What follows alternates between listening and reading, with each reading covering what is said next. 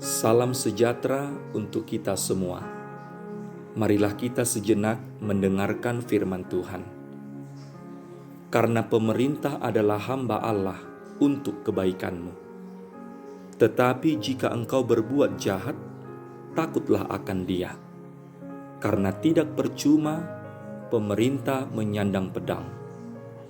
Pemerintah adalah hamba Allah untuk membalaskan murka Allah atas mereka yang berbuat jahat.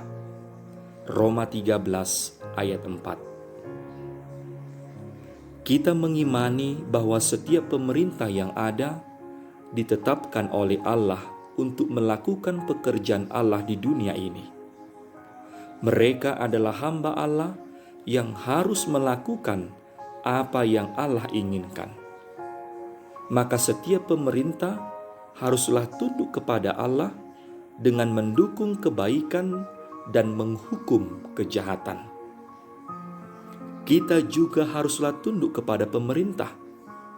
Barang siapa melawan pemerintah, ia melawan ketetapan Allah dan akan mendatangkan hukuman atas dirinya. Pemerintah diberikan hak oleh Allah untuk menyandang pedang dan menghukum orang yang berbuat jahat. Pedang memberi implikasi bahwa pemerintah menyandang pedang keadilan, yaitu menjatuhkan hukuman atas perilaku kejahatan. Pedang peperangan, yaitu membela dan mempertahankan kehormatan dan kedaulatan negara. Dan pedang ketertiban, yaitu menghalau segala pemberontakan. Hal inilah yang Paulus nasihati kepada orang Kristen yang ada di Romawi, agar mereka takluk kepada pemerintah. Bagi Paulus, keberadaan pemerintah sebagai hamba Allah nampak dalam dua hal. Pertama, pemerintah ditetapkan Allah untuk mengerjakan kebaikan bagi rakyat. Kedua, pemerintah bertugas atas nama Allah untuk menentang kejahatan dan menghukum orang-orang jahat. Maka sebagai warga negara, terutama orang-orang percaya kepada Kristus, wajib memberi hormat kepada pemerintah. Mereka haruslah melakukan kewajibannya dengan membayar pajak dan membawa dampak yang baik kepada negara Romawi.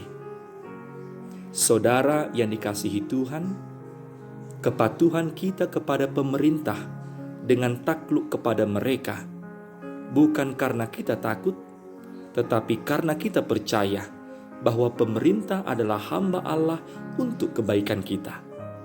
Sebagai orang beriman, kita mensyukuri adanya pemerintah di tengah-tengah kehidupan kita. Dengan adanya mereka, maka ada ketertiban yang tercipta dalam kehidupan bermasyarakat. Oleh karena itu, kita harus mendoakan mereka agar seluruh jajaran pemerintah boleh menegakkan keadilan, membela yang benar, dan menghukum yang jahat.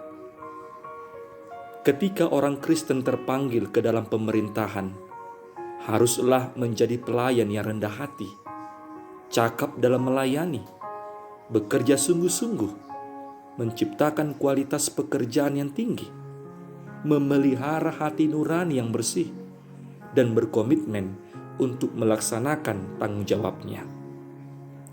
Kita sebagai orang Kristen di negara ini bukanlah hal kebetulan, tetapi Tuhan memberi kesempatan untuk menjadi garam dan terang di tengah-tengah bangsa ini. Itulah panggilan kita sebagai orang yang percaya kepada Kristus. Oleh karena itu, biarlah kita boleh semakin bijaksana untuk mengerti panggilannya di dalam hidup kita. Bekerjalah untuk kebaikan bangsa dan sesama kita, dan juga untuk kemuliaan Tuhan. Amin. Marilah kita berdoa. Ya Allah Tuhan kami bersyukur karena Engkau telah menetapkan pemerintah di tengah-tengah bangsa kami. Anugerahkanlah mereka kebijaksanaan yang daripadamu, agar mereka dapat menerapkan aturan-aturan yang baik demi kemuliaan nama-Mu. Mampukanlah mereka agar selalu mendukung kebaikan dan menghukum kejahatan. Ajarlah kami untuk tunduk kepada pemerintah yang telah Engkau tetapkan kepada kami, dengan melakukan tanggung jawab kami sebagai warga negara dan mendukung mereka dalam menegakkan keadilan dan kebenaran. Di dalam Yesus Kristus Tuhan kami. Amin.